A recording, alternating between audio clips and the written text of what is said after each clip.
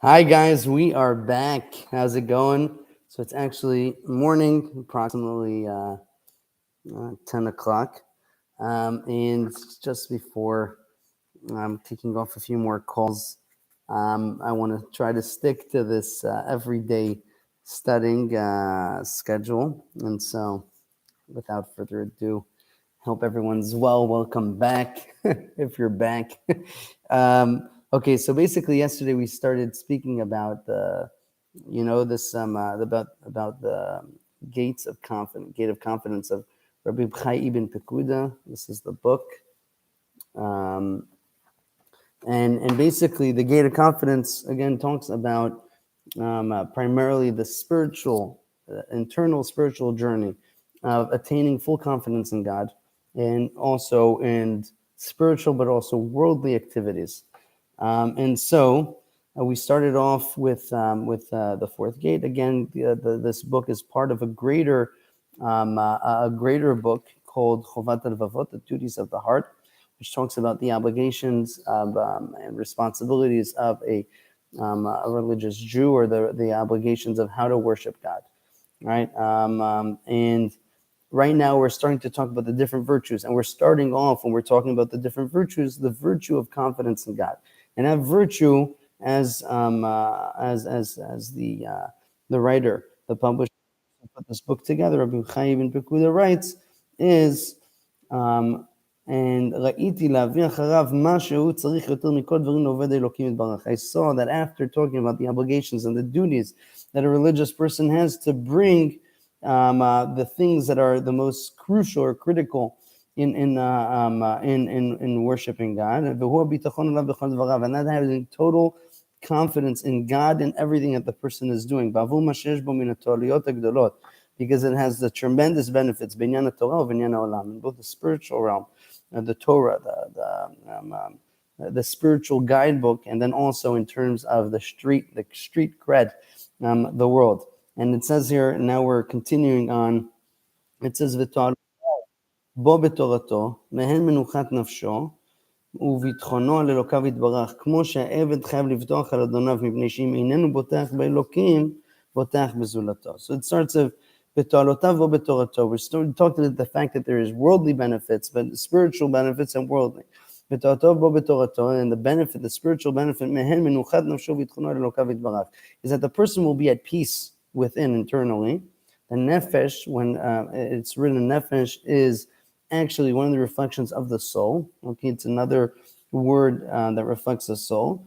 A person will internally find a sense of peace and serenity and the confidence, okay, in God.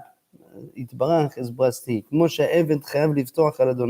Just like a slave or someone who is enslaved or under someone else's full control has no other option but to trust that the person that he is in control of will be kind to him and will take care of him and will sustain him. If someone doesn't have trust in God, he has trust in something else. And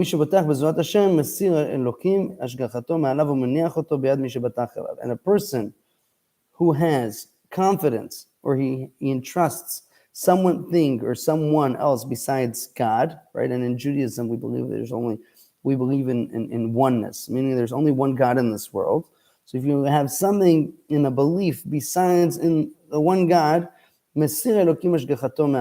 God removes, right, his supervision from upon that person, and he puts him under the entrusted or under the supervision of whatever he's trusting. So now this is a really interesting concept, and I think it's worth actually sitting on, sitting and thinking about. But the fact is that every single person has a belief system. There's no such thing as a human being, even if you're an atheist, who doesn't have a belief system.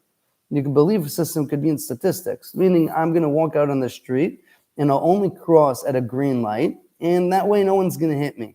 Right? Ends up, unfortunately, being that most pedestrians are hit when they're crossing the street, and usually they're crossing at their green light or when they have the right to cross. But that person has that confidence in the fact that there's a statistic that him, as a person, if he trusts the green light and he behaves within the behavioral rules that the world requires from us, we'll be okay, and that person will be safe. Unfortunately, we see, right, that even if a person eats healthy his entire life, some people unfortunately have, right, an ailment or a sickness, and they could die from cancer and from other things, right? There's some very unfortunate events, right? But the fact is that a person wakes up with a belief system. There's no such thing as a person doesn't have a belief system. A baby, right, looks up to his parents to protect him. He has a belief system. It's a very clear system. For most people in the world, they have a confidence in something. If it's getting a salary, they have a trust or confidence, and they entrust their boss that they will pay them their salary, right? It's not a simple, it's not a simple thing to be able to walk in this world without any confidence in anything. Because if that person exists, he's probably hiding under his bed and nobody knows about him, right? And even then, he has trust in his bed that's going to protect him, or the fact that people won't find him, that will protect him. So every single person has a belief system, has a confidence in something, right? And so we're coming and saying here that a person needs to fully recognize, right, that because he has already a trust system, he better trust the one and ultimate, right, source of trust in this world, which is God. Because only God alone actually has full control over the reality, right? So it says here, that's why there's a similarity, an analogy to a person who needs to entrust his master, right? If someone's a slave in someone's a slave of someone, they know that they're in full control of that person.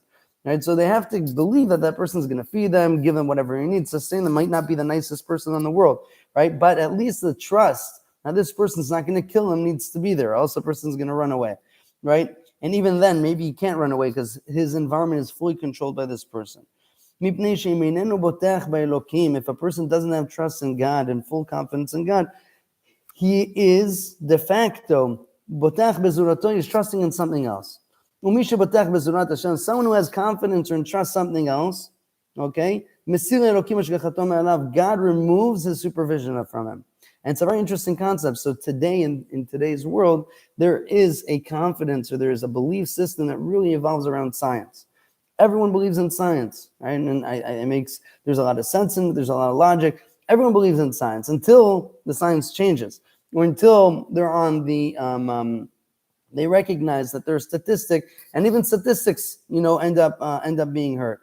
And so it's like one of the biggest fears. I remember this as being like an irrational fear, but it's something that is scientific, right? So let's say, for example, people are terrified of sharks in the water. When they go swimming, they're terrified of sharks, even though sharks maybe bite very, very few people around the world a year. Very few people. Like the statistics of it's unreasonable, right? But there is a fear automatically. Why? Because people hear about, there's something called the halo effect. There's an effect that people could hear about, a certain type of phenomenon, and it impacts them, right? And how they're doing on what they're doing. And so once a person, right, becomes a fear or is concerned with something specific, and he loses his trust in God in that thing, God kind of puts that person in or under, right, that supervision. And so that's important to remember. Even in a world where we live in the statistics are low, we know that whoever controls the statistics is God, right? And so if we decide to get fully, I'd say fully taken away or taken aback by a situation or scenario that concerns us, and sincerely, there's a logical reason why it should concern us, right? And we decide to kind of fetter in that or kind of like get lost in that stuff, we're kind of a little bit in a certain way, we're becoming concerned with statistics because we feel that the God who controls statistics, who controls nature, who controls the entire world, right, isn't taking care of us at this given point. We have to remember, even in the statistical scenarios, God is there supervising over us, taking care of us, and he is worthy of our confidence. And those who remove their confidence from God, again, he actually puts that person, right, under the supervision of whatever he has a fear of. So it's a statistic, you'll be under the statistics. Sometimes the statistic comes to your favor, sometimes not. And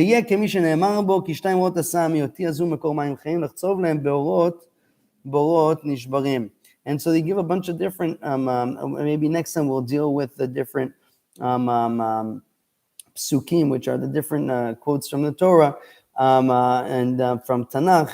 And but the main example he gives, not only does a person who removes his confidence to God or has confidence in something else besides God, does he do an evil by the fact that he removes his confidence from God, but it's also that he is instilling or putting his confidence, investing confidence in something that is totally useless. Because at the end of the day, if a person's putting his confidence in the statistic, he's not safe, right? He's not safe. He's still under dire potential, bad circumstance. And so I wish us all a day full of confidence in God, a day of tremendous success. And thanks for tuning in.